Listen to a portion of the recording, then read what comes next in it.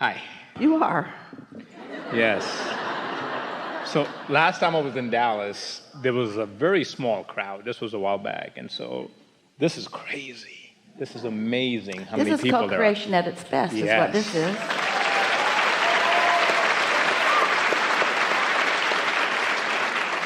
The size of the crowd is irrelevant. Yeah. The readiness of the crowd is what's it. It's amazing. Yeah. It's amazing. I think you look younger than like when I first saw you. So those products are working. Oh, you're talking about Esther. Yes. Esther. Those products are working. Keep doing it. All right. So I'll get right to it. So I wanted to be the first one picked. And then when this beautiful lady went up, and I went, oh, she's going to answer or ask a question that's going to lead into mine. And it did. Perfect. And that was segment intending. I recently started doing this, segment intending. Then I heard a recording that Esther's doing it. And I'm carrying this book around with me, and I'm just writing it down. I'm not doing it at the intent or extent that Esther is doing it. That's a little bit hard for me to do every moment. Well, you can do it in your mind. Yes. And that's almost as powerful. So the clarity that I wanted was, maybe this will help everybody. So you said the law of deliberate creation. Does that run into the law of segment intending? Is that it piggybacks? Really, in those early days, as Esther was receiving us, there's only one law, and that's the law of attraction. Deliberate creation is a powerful intent, more like the process of deliberate creation. The law of allowing is really more like the art of allowing, and segment intending, again, is a process. So I had started about a few days ago. I just started writing stuff down just to appreciate, just for no reason, just to appreciate. It's weird. It's just like, and I've been doing this for a while, and it feels like I'm back to when I first learned about Abraham, and everything was just clicking.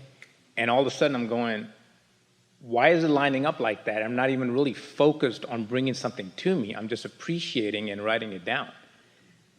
I don't get it. Like, why putting it on a piece of paper? Why is it making it so real? Well, here's the thing. You already did the asking, so that part's done. And the source already answered it, so it's really done. So anything that you're doing that helps you to calibrate more consistently.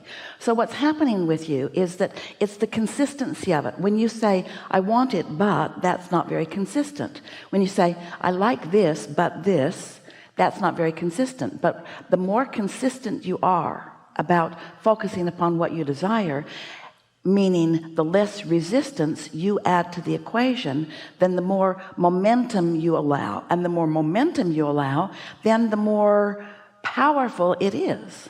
So these thoughts, like today, there's a lot of traffic, a lot of road construction going on in Dallas, everywhere. I'm sure everybody experiences it.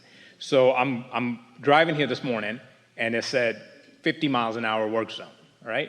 I don't know why. I'd never drive 50 miles an hour. I decided, you know what? I'm going to follow that sign and just drive 50 miles an hour because there were workers present.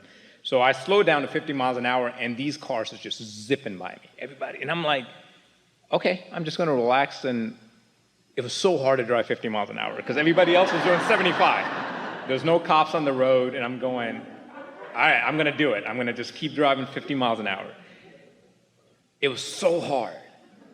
But all of a sudden the thought came, why are we in such a hurry? Like, where are we going? 75 miles an hour, Saturday morning. And I don't think I would have thought that if I wasn't like writing stuff down, because I think it's just slowing me down to just appreciate what's around me. Well, we like your story, but we want to say a few things about it. Okay.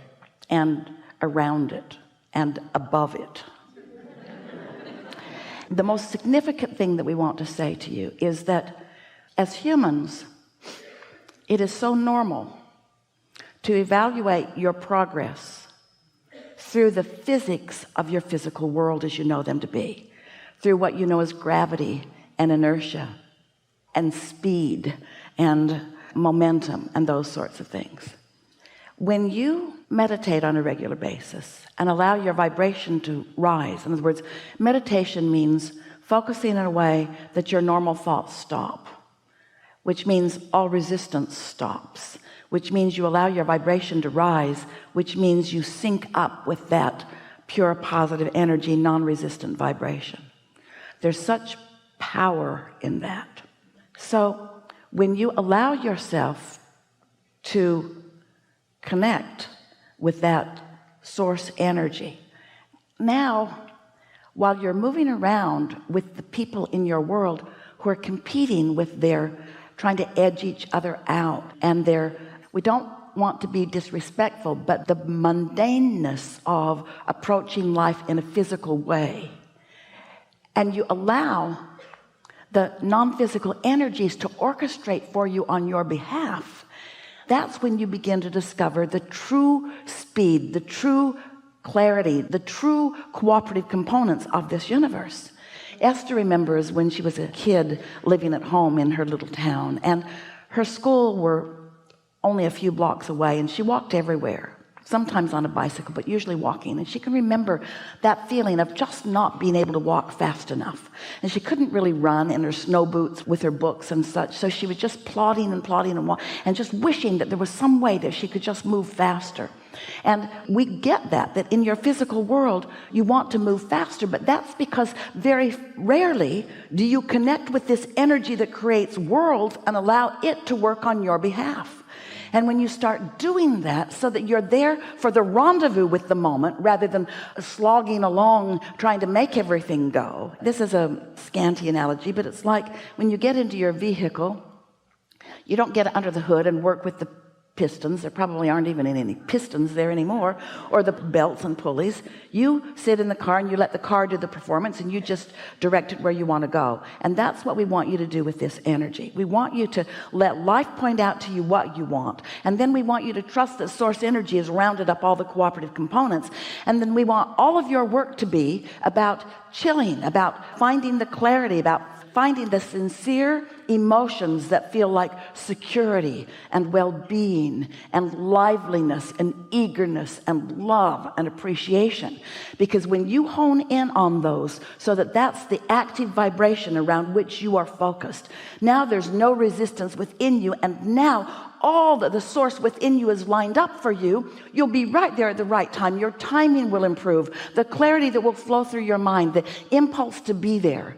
The other day, Esther was ripping up the hill. She was late. She was going to visit some friends in Del Mar. She was moving fast because she was 5 minutes late, or going to be. She was moving really, really fast as she tore off this main road and up onto the hill road that was going to wind up. And we said to her, take it easy. She hears us because she's tuned to us, and she slowed right down. And in that moment, 5 SUVs, big black ones, just like the one she drives.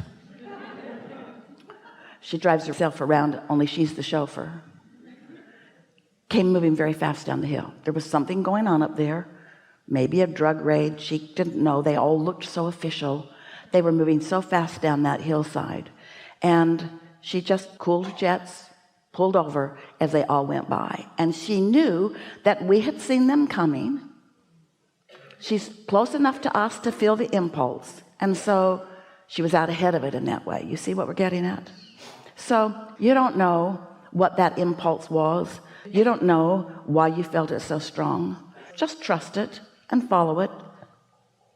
I did, and I wrote down, last time I was here, I was the second one picked. And so I was sitting in my car when I got here. I wanted to get here early so I can get a seat up front. And I was like, that's gone. That's not going to happen. And so I wrote down, you know what? It's perfect unfolding.